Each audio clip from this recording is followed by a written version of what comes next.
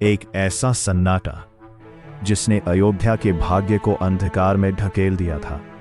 रणभूमि रक्त से लाल थी।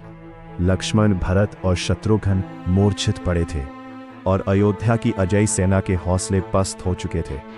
तभी कड़कती बिजली और थिरकती धरती के बीच रणभूमि में प्रवेश हुआ स्वयं मर्यादा पुरुषोत्तम श्री राम का। लेकिन इतिहास के इस सबसे क्रूर मोड़ पर प्रभु श्री राम के सामने कोई राक्षस या असुर नहीं, बल्कि माता सीता के दो मासूम लाल लव और कुश खड़े थे। दोनों तरफ धनुष तने हुए थे, बाणों से दिव्य ऊर्जा निकल रही थी। लेकिन तभी कुछ ऐसा हुआ जिसने तीनों लोकों को हिलाकर रख दिया। एक ऐसा महासत्य जिसे सुनकर स्वयं श्री राम के हाथों से उनका कोदंड धनुष छूटने ही वाला था। आखिर क्या था वो गुप्त रहस्य? जानने के लिए वीडियो को अंत तक जरूर देखिएगा, क्योंकि आज इतिहास का सबसे बड़ा पर्दाफाश होने वाला है। प्रभु श्री राम ने जब रणभूमि में कदम रखा तो उनके चेहरे पर क्रोध नहीं, बल्कि एक गहरी पीड़ा थी। वो देख रहे थे कि उनके पराक्रमी भाई, जो बड़े बड़े राक्षसों को धूल चटा चुके थे, इन दो छोटे बालकों के सामने अचेत पड़े थे। श्री राम ने गंभीर और गूंजती हुई आवाज में कहा, हे बालकों, तुम कौन हो और किसके संरक्षण में तुमने इतनी दिव्य विद्याएं सीखी हैं?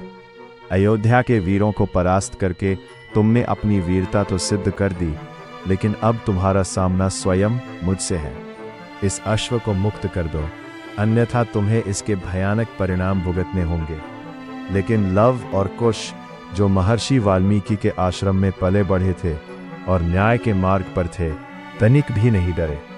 कुश ने मुस्कुराते हुए कहा, हे राजा राम, हम क्षत्रिय धर्म का पालन कर रहे हैं। जिसने भी इस अश्व को पकड़ा है वह युद्ध के लिए तैयार है। यदि अयोध्या की सेना में दम है तो हमसे युद्ध करे। हम पीछे नहीं हटेंगे, चाहे सामने स्वयं साक्षात काल ही क्यों ना खड़ा हो। और फिर शुरू हुआ वो युद्ध जिसकी कल्पना भी किसी ने नहीं की थी। एक तरफ सृष्टि के पालनकर्ता श्री राम और दूसरी तरफ उन्हीं का अंश लव और कुश। श्री राम ने पहला बाण चलाया जो हवा को चीरता हुआ आगे बढ़ा, लेकिन लव ने अपनी फुर्ती से एक ऐसा कड़ा बाण चलाया जिसने श्री राम के अस्त्र को हवा में ही भस्म कर दिया। यह देखकर श्री राम चकित रह गए। उन्होंने समझ लिया था कि ये बालक कोई साधारण बालक नहीं है। युद्ध आगे बढ़ता गया। अस्त्रों के टकराव से आकाश में बिजली कड़कने लगी। श्री राम ने जितने भी दिव्य अस्त्र चलाए, लव और कुश ने अपनी सूझबूझ और महर्षि वाल्मीकि द्वारा दी गई गुप्त विद्याओं से उन सभी अस्त्रों को निष्फल कर दिया। रणभूमि में देवताओं की सांसें थम चुकी थीं। स्वर्ग से शिव जी और ब्रह्मा जी भी इस अद्भुत और दर्दनाक दृश्य को देख रहे थे, जहां एक पिता अनजाने में अपने ही पुत्रों पर प्राण घातक वार कर रहा था। युद्ध अपने चरम पर पहुंच चुका था। श्री राम ने अब एक ऐसा अस्त्र निकाला जिसकी चमक से पूरी रणभूमि कांप उठी। लव और कुश ने भी अपने धनुष को पूरी ताकत से खींचा। दोनों तरफ से बाण छूटने ही वाले थे कि अचानक हवा का रुख बदल गया। महर्षि वाल्मीकि के आश्रम की ओर से एक जानी पहचानी, दिव्य और ममता से भरी खुशबू रणभूमि की तरफ बढ़ने लगी। तभी दूर से एक आवाज गूंजी, रुको, रुक जाओ मेरे लाल।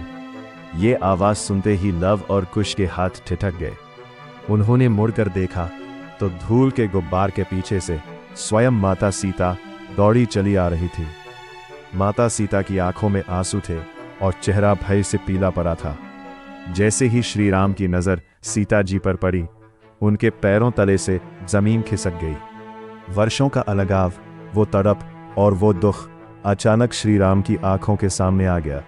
माता सीता ने लव और कुश के सामने आकर खड़े होते हुए कहा, लव, कुश, अपने धनुष नीचे करो।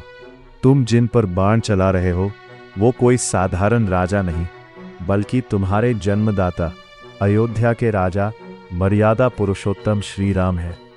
यह सुनते ही पूरी रणभूमि में जैसे सन्नाटा पसर गया।